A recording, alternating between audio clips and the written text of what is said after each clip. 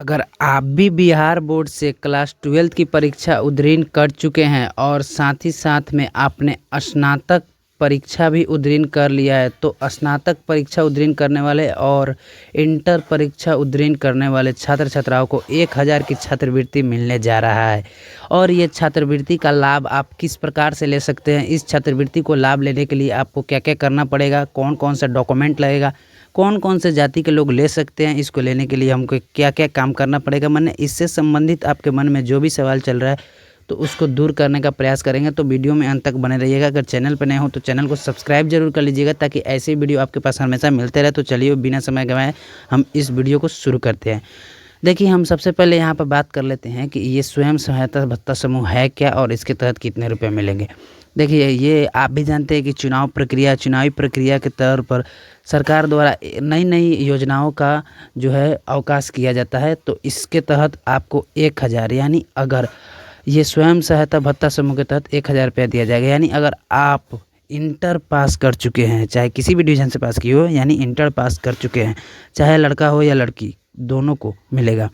चाहे आप बीए यानी बीए, बीएससी, बीकॉम यानी स्नातक की परीक्षा पास कर लिए हैं तो आपको भी यानी दोनों को 1000 रुपये मिलने जा रहा है। लेकिन इसके एक कुछ शर्तें भी है। तो देखिए, सबसे पहले हम बात कर लेते हैं इंटर वालों का।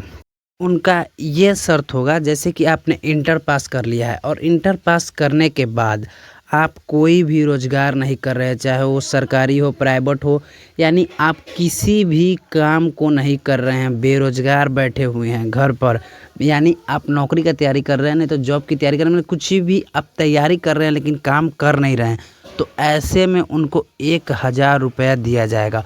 और इसमें एक और शर्त ये है कि आप इंटर तो उत्तीर्ण कर लिए है लेकिन आपको अगले क्लास में नाम भी नहीं लिखवाना होना चाहिए। मतलब जैसे कि आपने इंटर तो पास कर लिया है, ये तो ठीक है, लेकिन आपका स्नातक में नाम नहीं होना चाहिए। यानी अगर आप पढ़ाई कर रहे हैं तो आपको इस स्कॉलरशिप का लाभ नहीं दिया जाएगा। यही सेम कंडीशन और स्नातक वालों का भी यही सेम कंडीशन है। यानी स्नातक में भी अगर आपने पढ़ाई रोक दिया है, अगर रोज़गार की तलाश में है, तो आपको 1000 रुपये दिया जाएगा। अगर आपने पढ़ाई जारी रखा है तो आपको ये 1000 रुपया नहीं दिया जाएगा। तो इस बात को ध्यान में रखिए कि आप अगर पढ़ाई जारी कर रहे हैं या फिर कहीं काम कर रहे हैं तो आपको ये रुपया नहीं दिया जाएगा। पहले इस योजना के तहत केवल इंटर वालों को ही इसका लाभ दिया जाता था, लेकिन इस साल से बीए वालों यानी स्नातक वालों को भी, ग्रेजुएशन वालों को भी इसका लाभ मिलना शुरू हो गया है। तो अब इसका क्राइटेरिया क्या होगा, यानी अगर आप 20 साल से 25 साल के करीब में हैं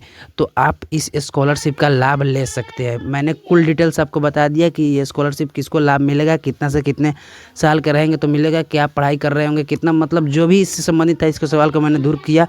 अब हम बात कर लेते हैं कि इसमें डॉक्यूमेंट क्या लगेगा, ऑनलाइन करने में कहाँ जाना पड़ेगा, कैसे ऑनलाइन होगा, क्या क्या करना पड़ेगा।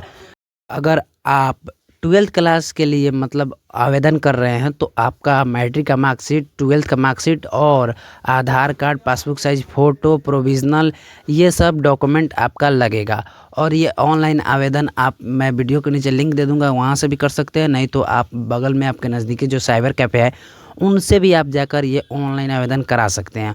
और इतना सब डॉक्यूमेंट तो केवल ऑनलाइन करने में लगेगा ही लगेगा, लेकिन आपको ये सब डॉक्यूमेंट ले जाकर डीआरसीसी के ऑफिस में जाकर वेरीफाई कराना भी होगा, ओरिजिनल ले जाकर आपको वेरीफाई कराना होगा। सेम प्रोसेसिंग आपको स्नातक वालों के लिए भी ऐसा ही करना है, यानी बीए, ग्रेजुएशन जो भी पढ़ रहे हैं लोग, उनको भी यही प्रोसेसिंग करना होगा। यानी उनको भी यही सब डॉक्यूमेंट लगेगा, उनका मैट्रिक, इंटर और स्नातक का डॉक्यूमेंट लगेगा, और ये सब आधार कार्ड, फ़ोटोकॉपी, बैंक अकाउंट, ये सब तो लगेगा ही लगेगा। और वो भी अपना ऑनलाइन आवेदन करेंगे, उनका भी जाकर डीआरसीसी ऑफिस में वेरिफिकेशन कराना होगा। उसके बाद आपको हर एक महीने 1000 2 साल के लिए रुपया दिया जाएगा। यानी कुल टोटल आपको 24,000 रुपये का लाभ दिया जाएगा इस स्कॉलरशिप के तहत। और इस बात को तो आप ध्यान में रखिए कि आप बेरोज़गार होना ही चाहिए, तभी जाकर आप इस स्कॉलरशिप का लाभ ले सकते हैं। तो उम्मीद करते हैं कि आपको इस वीडियो से बहुत सारी जानकारी मिली होगी। हम मिलते हैं आपसे नई वीडियो में नई अपडेट के साथ।